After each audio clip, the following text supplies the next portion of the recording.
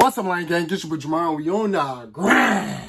So one day, we gonna shine. I just came across this interesting title on my recommended page that I just gotta react to it, y'all, man. Cause it's on the popular series Squid Game. It says Squid Games, 15 things you miss. And I watched the Squid Games in literally 2 minutes. Like, I watched that TV series. I said 2 minutes. I mean, I know somebody like 2 minutes. You lying, nigga. You lying. No, I am lying. I watched it in 2 days, though, is what I meant. So it's probably is some things I definitely missed up in those 2 days, because, you know, that's all it took me to watch it.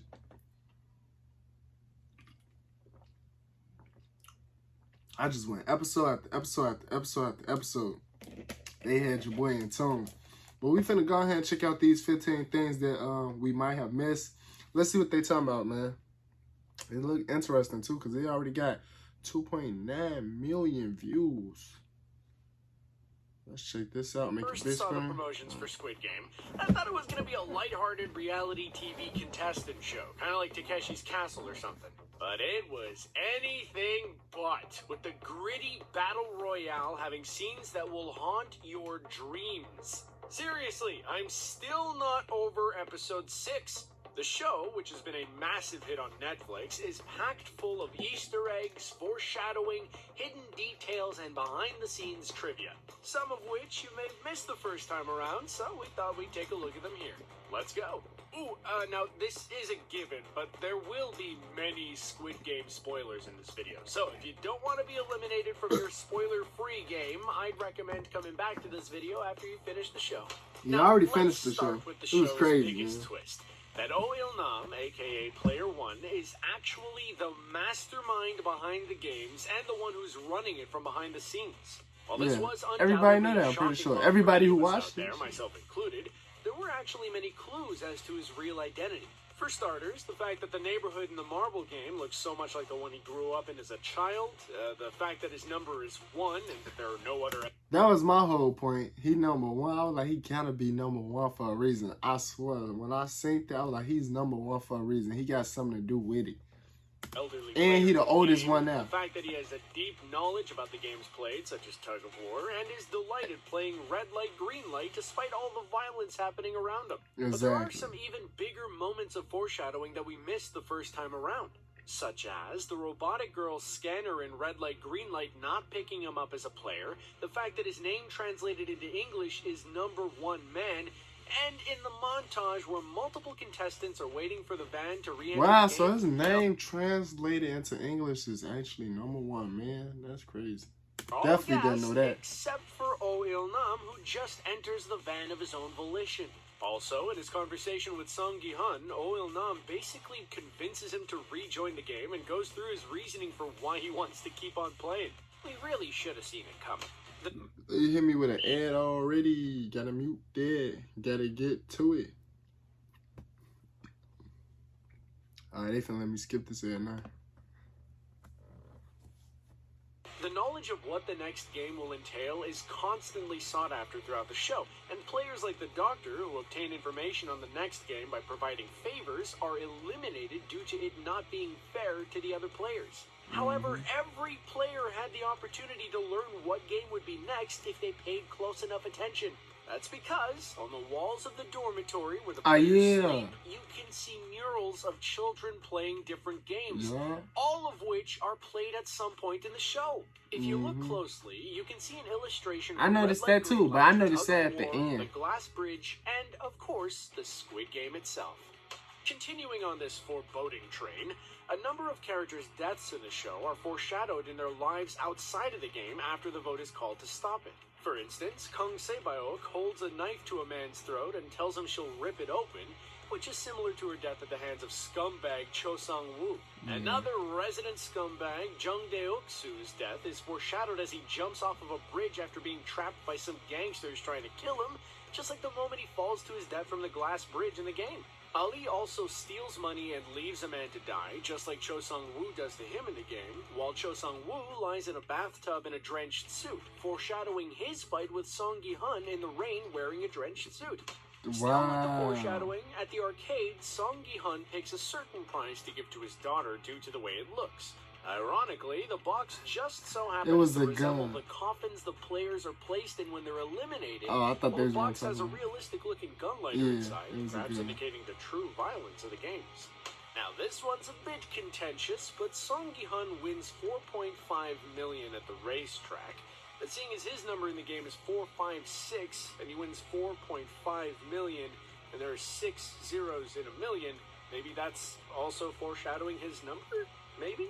One of the most notable visuals in the show are the uniforms and masks the guards wear in the games. Seeing as the soldiers are basically indistinguishable wearing the same costumes, they're given different shapes on their masks so people can tell the difference, with the circle representing workers, the triangle representing soldiers, and the square representing managers.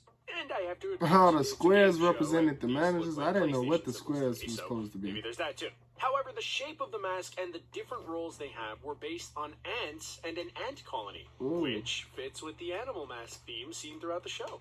Another notable visual is the colorful and intricate staircase the players must ascend to get to the next game. Now, if those stairs seem familiar to you, there's a good reason for that.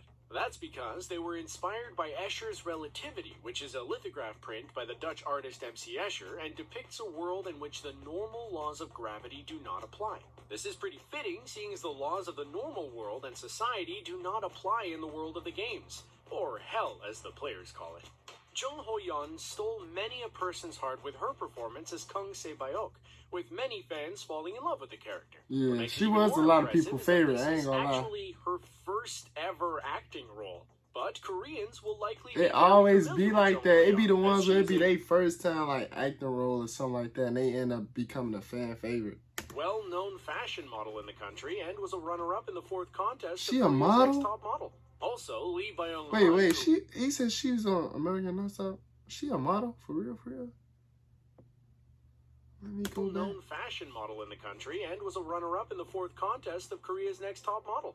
Also, Lee Byung-hun, who plays the enigmatic frontman, is a well-established actor in Korea and has also appeared in a number of Hollywood movies such as The Magnificent Seven, G.I. Joe, and Terminator Genesis.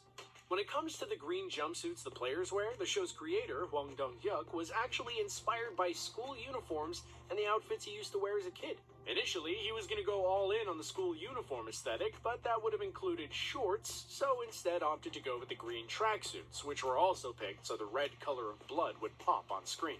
The hot pink worn by the guards was picked as it's on the complete opposite side of the color wheel from the green, showcasing that the guards and players are on different teams and are opposites of one another. Now, while the Squid Game is unfortunately embroiled in plagiarism claims, with some stating it as a copy of the 2014 Japanese movie As God Wills, Hwang Dong-hyuk has claimed that his inspiration was manhwa, which are Korean comics that he used to read as a child. Before it got the title The Squid Game, it actually went by another, admittedly much more boring name. In 2019, Netflix announced the show was to be called Round 6, which is in keeping with the 6 different games the contestants play. But this was eventually changed to the much more fun title, Squid Game. The Squid Game is visually stunning and very aesthetically appealing, with the big, immersive sets where the games are played being especially captivating. Surprising. I ain't gonna lie, y'all. If I was in that Squid Game, I would have been scared of that big old toy. Like that huge girl toy, I would have been scared of that. I ain't gonna lie. Though, these sets were actually built for real, with very little VFX used in the show. And for instance, the set used for Red Light, Green Light, including the robotic girl, were actually that robotic girl would have had me all scared. Of which allowed the actors to fully immerse in the scene. With the crazy amount of foreshadowing and intricate storytelling, it's not surprising to learn that the script has actually been in development for some time. In fact, Hwang Dong-hyuk actually started the script all the way back in 2008, finishing the first draft in 2009, but still having to wait 10 years to successfully pitch it. Still, he had to wait to actually finish the series, with filming at one point postponed due to COVID. As we said, very little VFX were used in the show, and not only were the sets real, but the amount of contestants who played the game. For the Red Light, Green Light game, there are indeed 456 actors in the scene, instead of digitally inserting people into the scene in post. And finally, let's end on some goofs, shall we? A what?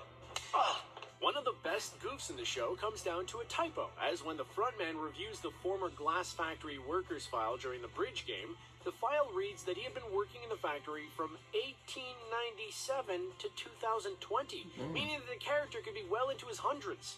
Another goof comes when Gi-hun enters the password for a credit card which he took from his mom secretly in the first episode and enters 0426 as his birthday. Later on, we see his file in the frontman's room and it says it's actually on Halloween. Whoops. While a season 2 has yet to be confirmed, the show has been one of the most popular on Netflix. And they definitely should come out with a season 2. It has caused Korean media stock to go up by 50%. With Wow. season 1 ending on somewhat of a cliffhanger, expect us to be returning. This just brought the Korean media stock up 50%. Wow, that's crazy. Hey, yeah, it was a good solid, probably like 6 things I didn't know about the Squid Game. I say 6 things that I definitely missed. Let me know what are some of the things y'all missed on the Squid games though, down in the comments below. Let me know, man. Yeah, it was a solid 6 though for me. If you enjoyed watching this video, it's your boy Jamario. Hit that like button for me. Don't forget to subscribe if you're new, man. We on the road to 10K. And comment down below what else you want your boy Jamario to react to next, man. I'll see y'all in the next video.